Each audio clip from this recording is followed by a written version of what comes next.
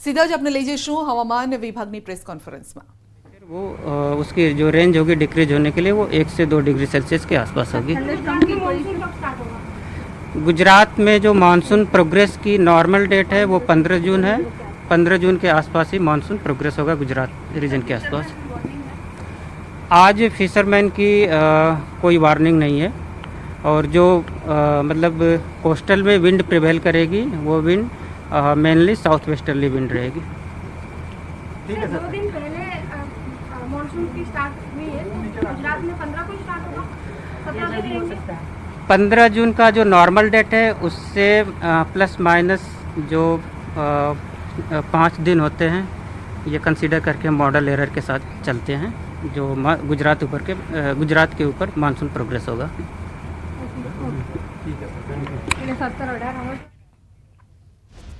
तो हवे गर्मीथी थोड़ी राहत मळशे, हवे वातावरण थोड़ुं ठंडू थशे अने ચોમાસા अंगे कहेवुं छे के 15 जूननी आसपास गुजरातमां ચોમાસું आवशे।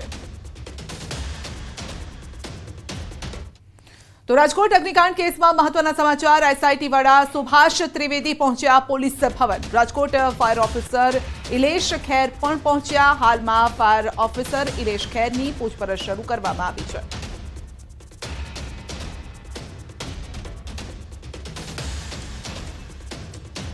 आ अंगे વધુ અપડેટ મેળવીશું સંવાદદાતા મૌલિક પાસેથી। જી મૌલિક, રાજકોટ અગ્નિકાંડ અંગે મહત્વના સમાચાર। એસઆઈટી વડા સુભાષ ત્રિવેદી પોલીસ ભવન પહોંચ્યા છે। बिल्कुल संध्या જે રીતે વિગતો પ્રાપ્ત થયેલી છે કે 72 કલાકની અંદર એસઆઈટી વડા દ્વારા જે પ્રાથમિક રિપોર્ટ છે તે રાજ્ય સરકારને સોંપવાનો હતો તે સોંપાઈ ગયો છે અને ત્યારબાદ વિધિવત રીતે પૂછપરછ કરવા માટે અન્ય જે લોકો આ કાંડમાં સંડોવાયેલા છે અથવા તો ગેરકાયદેસર રીતે જેને પરમિશન આપી હતી ફન ઝોનની તે ફન ઝોન અંગે પણ હવે તપાસ કરવા બાબતે વિવિધ લોકોના નિવેદન લેવામાં આવે છે।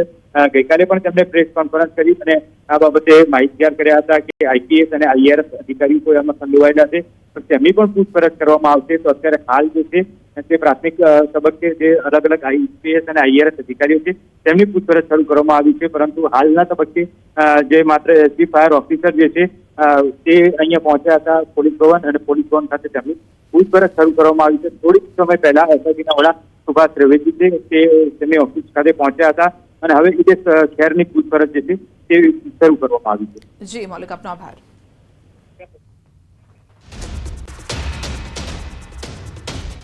तो राजकोटनी घटना बाद तंत्र पण सफाळू जाग्युं छे। अरवल्ली जिल्ला कलेक्टर द्वारा फायर एकमोनी तपास करवा माटे समिति बनावाई छे। मोडासा पालिकाना चीफ ऑफिसरनी समितिना अध्यक्ष तरीके नियुक्ति करी तपास टीम द्वारा मोडासा शहेरमां मॉल, मल्टीप्लेक्स, ट्यूशन क्लास सहित होस्पिટલમાં પણ તપાસ હાથ ધરાઈ છે। શહેરમાં 35 એકમોની ટીમ દ્વારા ચેકિંગ કરી ફાયર સેફટી વગર ચાલતા ટ્યુશન ક્લાસને નોટિસ આપી આગળની કાર્યવાહી પણ હાથ ધરવામાં આવી છે। आज रोज जुदा जुदा विस्तारों मुलाकात लेवामां आवी जेनी अंदर मोटा भागे फायरनी सुविधाओं हती पण क्यांक एक्झिटनी प्रश्नों हता जे नगरपालिका द्वारा तमामे लिखितमां जाण करी छे अने तमाम व्यवस्थाओं आगामी दिन 10 में पूर्ण करी नगरपालिकाने जाण करवा जणावेल छे। तो अमदावादનું જિલ્લા શિક્ષણ તંત્ર એક્શનમાં આવ્યું છે। રાજકોટની આગ દુર્ઘટના બાદ સ્કૂલોનું ચેકિંગ હાથ ધરાયું છે અને પતરાના શેડમાં કે ભયજનક સ્થિતિમાં ચાલતી શાળાઓની તપાસ કરાતા સૈજપુર વિસ્તારમાં અંકુર સ્કૂલને નોટિસ આપવામાં આવી છે। સાથે જ શાળાઓની તપાસમાં अन्य 2 શાળાઓનું ફાયર એનઓસી રિન્યુ કરાવવાનું બાકી હોવાનો ઘટસ્ફોટ થયો છે, જેથી ડીઓના આદેશ મુજબ વિદ્યાર્થીઓની સલામતી બાબતે બેદરકારી જોવા મળતા શાળાઓ સામે કાર્યવાહી હાથ ધરાઈ છે। जी अमारी ध्यान में जे काले एक स्कूल आई जेने अमे तात्कालिक नोटिस आपी अने एमने संचालकनो तात्कालिक खुलासो माग्यो छे। आज पण अमे इंस्पेक्टर त्यां मोकल्या छे। ए शेड जे छे एमां उपर एना 3 वर्गो चाले छे। अत्यारे वेकेशन छे एटले जे छे ए रूमनी आज चकासणी करशे अने जोखमकारक हशे ते बाबते जो तात्कालिक असरथी अमारे निर्णय लेवानो थशे तो अमे निर्णय लई लईशुं। बुलेटिનમાં અત્યારે બસ આટલું જ। રજા આપશો। નમસ્કાર।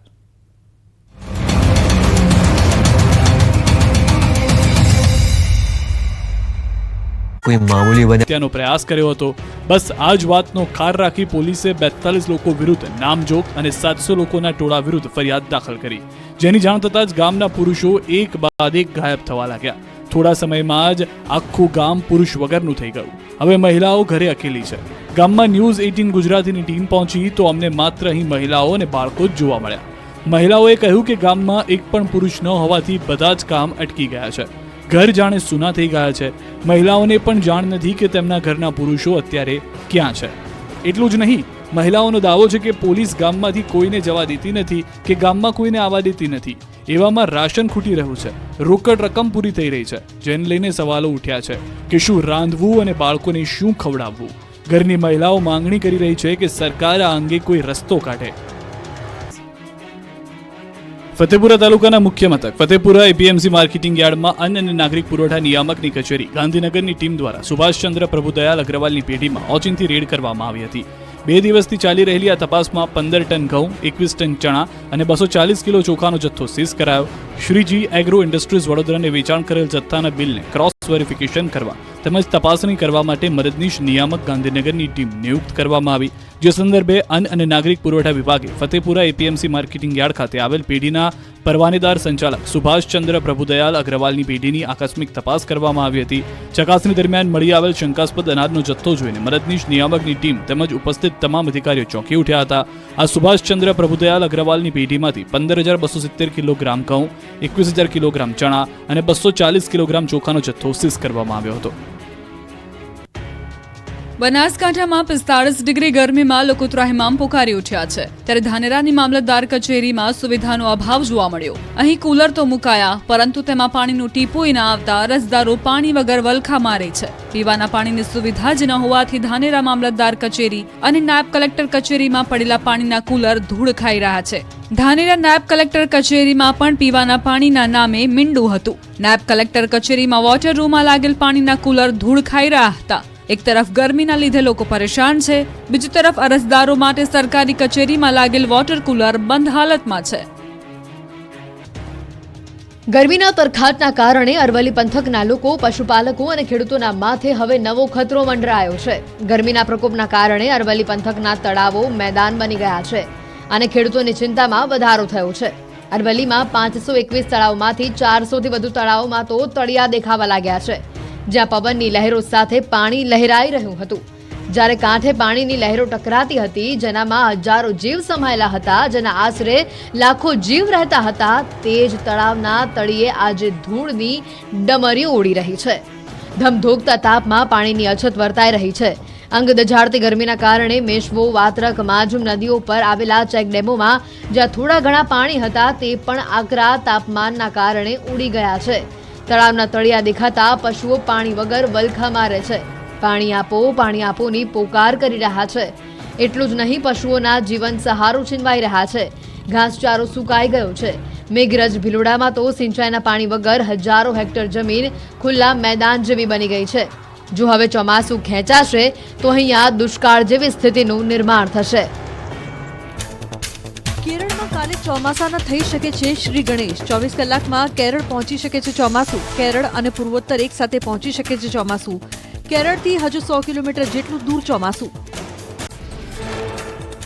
કેરળમાં કોચી અને એર્નાકુલમમાં જામ્યો વરસાદી માહોલ. શહેરમાં વરસાદ શરૂ થતા વિઝિબિલિટી ઘટી.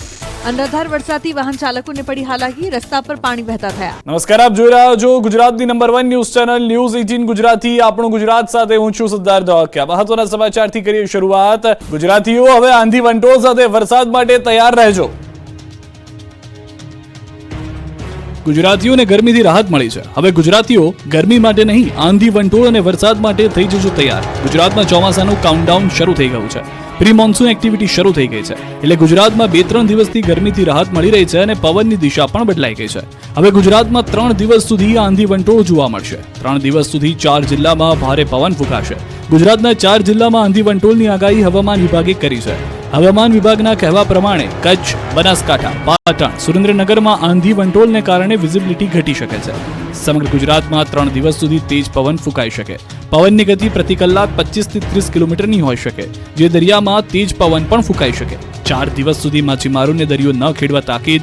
દરિયામાં પવનની ગતિ 65 કિલોમીટરની ઝડપ સુધી થઈ શકે. આ કારણે ગુજરાતમાં ગરમી ઘટી શકે છે. બુધવારે અમદાવાદમાં 44.1 ડિગ્રી તાપમાન નોંધાયું. 24 કલાકમાં 43 ડિગ્રી તાપમાન રહી શકે. ગાંધીનગરમાં 43.3 ડિગ્રી તાપમાન નોંધાયું. 24 કલાકમાં 43 ડિગ્રી તાપમાન રહી શકે. નવસારી વહીવટીતંત્રનો મહત્વનો નિર્ણય. આવતીકાલથી દરિયા કિનારે જવા પર પ્રતિબંધ. 2 જૂન સુધી ભારે પવન ફૂંકાવાની શક્યતાને લઈને નિર્ણય. હવામાન વિભાગે આપેલી આગાહીને પગલે તંત્ર અલર્ટ. જિલ્લાના દરિયા કિનારાઓ પર અવરજવરનો પ્રતિબંધ ફરમાવાયો છે. નવસારીના દાંડી અને જલાલપુરના ઉભરાટ બીચ પણ બંધ કરાયો છે. સહેલાણીઓ માટે તાત્કાલિક બીચ બંધ કરવાનો હુકમ કરાયો છે. દરિયા કિનારા વિસ્તારમાં પોલીસનો બંદોબસ્ત ગોઠવી દેવામાં આવ્યો છે. દ્વારકાના દરિયામાં જોવા મળ્યો કરંટ. તેજ પવન સાથે ઉછળ્યા ઊંચા મોજા. દરિયામાં ફૂંકાયા ઠંડા તેજ પવન. પ્રવાસીઓએ દરિયા કિનારે માણી મજા, પરંતુ અનેક જગ્યાએ દરિયામાં કરંટ જોવા મળી રહ્યો છે, જેના કારણે જે નિર્ણય લેવામાં આવી રહ્યા છે તે પ્રમાણે સૌથી વધારે મહત્વની વાત, નવસારીની અંદર પણ 2 જૂન સુધી તમામ પ્રવાસીઓ માટે દરિયા કિનારા બંધ કરી દેવામાં આવ્યા છે. સાબરકાંઠાથી સમાચાર. હિંમતનગરની જીઈબીની કામની બેદરકારી આવી છે સામે. હિંમતનગરમાં ચાલુ લાઈન વીજ વાયર તૂટ્યો છે. જૂના બજારમાં ચાલુ લાઈન વીજ વાયર તૂટ્યો. બજારમાં બપોરના સમયે ચાલુ વીજ તણખલા પડતા વીજ વાયર તૂટ્યો હતો. થાંભલા પરથી 45 મિનિટ સુધી ચાલુ વીજ વાયર તૂટેલો પડ્યો હતો. સ્થાનિક વેપારીઓ જીઈબીમાં જાણ કરતા કર્મચારીઓ રિપેરિંગની કામગીરી કરવામાં આવી ગયા. રાજકોટ આગકાંડમાં હવે મોટા મગરમચ્છોનો વારો. ટ્રાન્સફર કરાયેલા 3 આઈપીએસ અને 1 આઈએએસની પૂછપરછ કરવામાં આવશે. ગેમ ઝોનમાં લાગેલી આગ દુર્ઘટનામાં એક બાદ એક આરોપીની ધરપકડ થઈ રહી છે, ત્યારે હવે મોટા મગરમચ્છનો વારો છે. હવે આ ઘટનામાં આઈપીએસ આઈએએસની પૂછપરછ કરવામાં આવશે.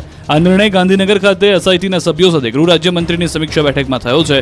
બધા આઈએએસ અને આઈપીએસ અધિકારીને બોલાવીને પૂછપરછ માટેની સૂચના ગૃહમંત્રીએ આપી છે. કોઈ પણ હોય તે તમામની પૂછપરછ કરવામાં આવશે. 1-2 દિવસમાં જ તમામ અધિકારીઓને બોલાવવામાં આવશે અને ઇન્ટ્રોગેશન કરવામાં આવશે. બેઠક બાદ મીડિયા સાથે વાત કરતા એસઆઈટીના વડા સુભાષ ત્રિવેદીએ જણાવ્યું કે આ ઘટનામાં લોકોના જીવ ગયા છે. તેમને ન્યાય આપવા માટે જે એસઆઈટીની રચના કરી છે તેની તપાસનું રિવ્યુ કરવામાં આવી રહ્યું છે. આમ જે કોઈ જવાબદાર હોય તેને શોધી તેના વિરુદ્ધ કડક કાર્યવાહી કરવા માટે ગૃહમંત્રીએ સૂચના આપી છે. તેમણે ચિંતા વ્યક્ત કરી છે કે ભવિષ્યમાં કોઈ પણ પ્રકારનો આવો બનાવ ન બને તેવી સિસ્ટમ બનવી જોઈએ. આમાં જે કોઈ અધિકારી કે પદાધિકારી હશે તેમની પૂછપરછ કરવામાં આવશે. પૂછપરછ બાદ યોગ્ય રીતે આંકલન કરીને સરકારને રિપોર્ટ આપવામાં આવશે. તો કાટમાળ હટાવવાના આક્ષેપો પર એસઆઈટી વડાએ ખુલાસો કર્યો અને કહ્યું કે પુરાવાનો નાશ કરવાનો કોઈ આશય ન હતો. કાટમાળ હટાવી અવશેષો લેવાનો પ્રયત્ન કરાયો હતો. મૃતકોના અવશેષો શોધી ડીએનએ લેવાનો હતો પ્રયાસ. તો ગેમ ઝોનમાં પેટ્રોલ ડીઝલના જથ્થાને પણ લઈને થઈ રહી છે તપાસ. રાજકોટમાં આગકાંડ મુદ્દે તપાસનો ધમધમાટ. પૂર્વ ટાઉન પ્લાનિંગ ઓફિસરની અટકાયત. રાજકોટમાં આગકાંડ મુદ્દે પોલીસ એક્શનમાં આવી ગઈ છે. હવે પૂર્વ ટાઉન પ્લાનિંગ ઓફિસરની અટકાયત કરાઈ છે. એમડી સાગઠિયાની અટકાયત ક્રાઇમ બ્રાન્ચ ખાતે કરવામાં આવી છે અને પૂછપરછ થઈ રહી છે. અત્યાર સુધીમાં 5 આરોપીઓની ધરપકડ કરી લેવામાં આવી છે. તો આરોપી કિરીટસિંહ જાડેજાને પણ ક્રાઇમ બ્રાન્ચે દબોચ્યો છે. કિરીટસિંહનો ભાઈ અને આરોપી અશોક હજુ પકડથી દૂર છે. આ બાજુ ગોંડલમાં આરોપી રાહુલ રાઠોડના ઘરે પોલીસે તપાસ કરી. પોલીસની ટીમ રાહુલ રાઠોડના ઘરે પહોંચી. આરોપી રાહુલને સાથે રાખી ઘરે તપાસ કરવામાં આવી રહી છે. આ બાજુ રાજકોટ ટાઉન પ્લાનિંગ બાદ ફાયર વિભાગમાં અધિકારીની પૂછપરછ થઈ. ફાયર ઓફિસર બીજે ઠેબાની પૂછપરછ કરવામાં આવી. આ કાંડને લઈને રાજકોટ કોંગ્રેસનું વિરોધ પ્રદર્શન. ગાયત્રી બા ધ્રુસકે ને ધ્રુસકે રડ્યા.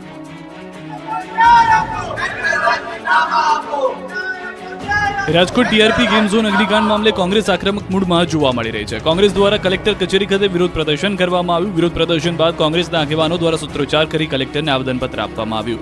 સાથે જ આરોપીઓ સામે સખત કાર્યવાહીની માંગ પણ કરવામાં આવી. આ સમયે હૈયું કંપાવી દેતી ઘટનાને લઈને કોંગ્રેસ નેતા ગાયત્રીબા ભાવુક થયા હતા અને ધ્રુસકે ચોથા રાસુએ રડી પડ્યા હતા. રડતા રડતા ગાયત્રીબા વાઘેલાએ કહ્યું કે આવી ઘટના ક્યારેય ન બને. માસૂમોના મૃત્યુ થયા તો તટસ્થ તપાસ કેમ નહીં. સુરતના પુણા વિસ્તારમાં ખાનગી શાળા સીલ મરાતા વિરોધ.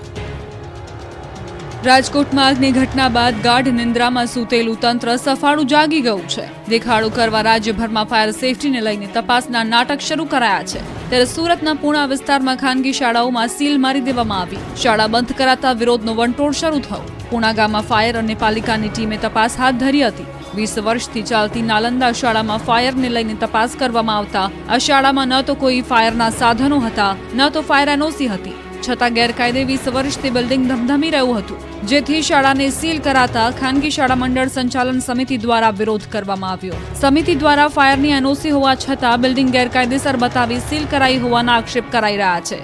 જ્યાં સુધી તમામ શાળાના સીલ નહીં ખુલે ત્યાં સુધી અન્ય શાળાઓ પણ બંધ રાખીને વિરોધ કરવાની ચીમકી અપાઈ. રાજ્યભરમાં ગેરકાયદે ગેમ ઝોન સામે લાલા. એનઓસી ન હોય તો થશે કાર્યવાહી. ઘોડા છૂટી ગયા બાદ તબેલાને તાળા મારવા જેવો ઘાટ ઘડાયો છે. રાજકોટમાં 32 લોકો રાખ થયા બાદ હવે સરકારે કાયદાનો કોરડો વીંઝ્યો છે. સરકાર એક્શનમાં આવી ગઈ છે. રાજ્યભરમાં ગેરકાયદે ગેમ ઝોન સામે લાલાંક કરી છે. ગેરકાયદે ગેમ ઝોન માલિકો સામે ફરિયાદ કરવા આદેશ આપ્યો છે. મુખ્યમંત્રી ભૂપેન્દ્ર પટેલના માર્ગદર્શન હેઠળ ગૃહ રાજ્યમંત્રી હર્ષ સંઘવીની અધ્યક્ષતામાં યોજાયેલી બેઠકમાં કાર્યવાહી કરવા સૂચના અપાઈ છે. તમામ પોલીસ કમિશનર, જિલ્લા પોલીસ વડાઓને આગ દુર્ઘટનાની ગંભીરતાને ધ્યાનમાં રાખી આ પ્રકારની દુર્ઘટનાનું ભવિષ્યમાં ક્યારેય પુનરાવર્તન ન થાય તેની તકેદારી રાખવા આદેશ કર્યો છે.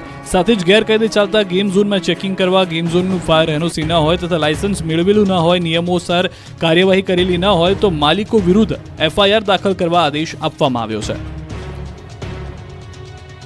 તલાલામાં ખરીદીના બહાને દુકાનમાંથી 3 મહિલાએ 2 લાખના દાગીના ઉઠાવ્યા. વેપારીઓ ચેતીને રહેજો. તાલાલામાં 3 મહિલાઓએ ખરીદીના બહાને વેપારીને લાખો રૂપિયાનો ચૂનો લગાવ્યો. ગીર સોમનાથના તાલાલા શહેરમાં એક જ્વેલર્સની દુકાનમાં મહિલાઓ દ્વારા ચોરીની ઘટનાને અંજામ આપવામાં આવ્યો. વેપારીની નજર ચૂકવીને મહિલાએ દાગીનાના બોક્સને થેલીમાં નાખ્યું. આ સમગ્ર ચોરીની ઘટના સીસીટીવીમાં કેદ થઈ. દ્રશ્યમાં જોઈ શકાય છે કે બુરખાધારી મહિલાઓ બાળકો સાથે એક સોનાની દુકાનમાં ખરીદીના નામે પ્રવેશે છે. બ્રિજ જ્વેલર્સના વેપારી સોનું બતાવવા માટે અંદર જાય છે ત્યારે વેપારીની નજર ચૂકવીને 3 મહિલાઓમાંથી એક મહિલાએ દુકાનમાં પડેલ સોનાના દાગીનાનું બોક્સ ઉઠાવી તેને થેલીમાં નાખી દીધું. 25 ગ્રામ સોનાની ચોરી કરી તે ફરાર થઈ. આ અંગે વેપારીએ તાલાલા પોલીસમાં ફરિયાદ નોંધાવી હતી. વેપારીનું કહેવું છે કે અંદાજે 25 ગ્રામ સોનું એટલે કે 2.5 લાખ રૂપિયાની કિંમતના દાગીનાની ચોરી કરવામાં આવી છે. અમદાવાદની યુજીવીસીએલની ઓફિસ હાય હાયના નારાઓથી ગુંજી. ગુજરાતમાં સ્માર્ટ મીટર લઈને શહેર સંગ્રામ છેડાયેલો છે. સુરતથી લઈને અમદાવાદ સુધી વિરોધ ફાટી નીકળ્યો છે. ત્યારે અમદાવાદના નરોડામાં વીજ કચેરીની ઓફિસ હાય હાયના નારાઓથી ગુંજી ઉઠી. સ્માર્ટ મીટર નથી જોતાની ગુંજોથી ઓફિસ ગાજી હતી. નરોડાના સ્થાનિકોએ યુજીવીસીએલની ઓફિસમાં પહોંચી હાય હાયના સૂત્રોચ્ચાર કર્યા હતા. જીઈબી હાય હાયના નારા લગાવી વિરોધ કર્યો છે. વીજ કચેરીને ઘેરી લેતા વીજ કર્મચારીઓને પરસેવો છૂટી ગયો છે.